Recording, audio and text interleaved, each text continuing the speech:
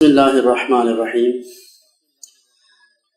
ما كان محمد ابا احد من رجالکم ولکن رسول اللہ وخاتم النبیین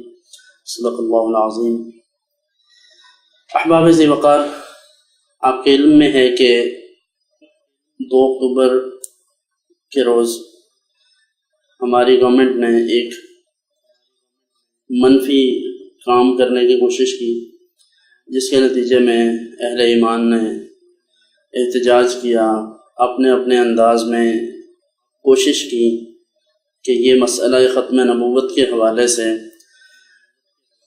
کوئی ایسا اقدام نہ ہو جائے جس کی بنا پر پاکستان کو اور اسلام کو نقصان پہنچے۔ اس بنا پر اپنے اپنے انداز میں سب لوگوں نے احتجاج کیے اور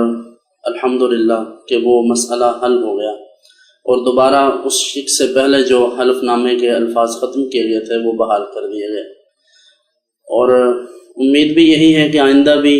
کوئی یہ جرأت نہیں کرے گا۔ اور اس حوالے سے جو سب سے اہم چیز ہے کہ افواج پاکستان نے جو سٹانس لیا اور جو انہوں نے فیصلہ کیا، اس کے منظر عام پر آنے کے بعد بہت سارے لوگوں کے شکوک و شبہات دور ہو جانے چاہیے۔ ہم تو پہلے سے ہی کلیئر تھے الحمدللہ، ہمیں اس بات کا اندازہ تھا، لیکن ہم DGISPR کے اس بیان پر ان کو خراج تحسین پیش کرتے ہیں اور یہ سمجھتے ہیں کہ ہماری افواج یہی ڈیزرو کرتی ہیں کہ وہ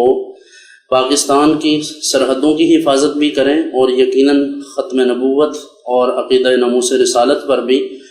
جو انہوں نے بیان دیا ہے یہ ان کا حق تھا، اور یقیناً